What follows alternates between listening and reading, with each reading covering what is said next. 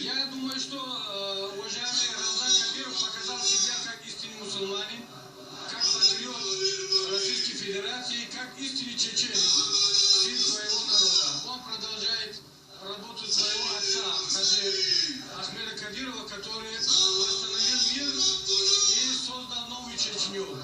Я думаю, что это мероприятие покажет всему миру, что мусульмане являются противниками террора, экстремизма, радикализма во всех его проявлениях, как религиозного, так и светского.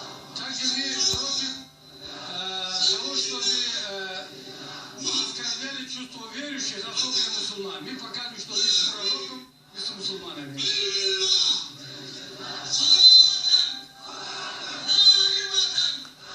Чищи, хамуши, да, больше.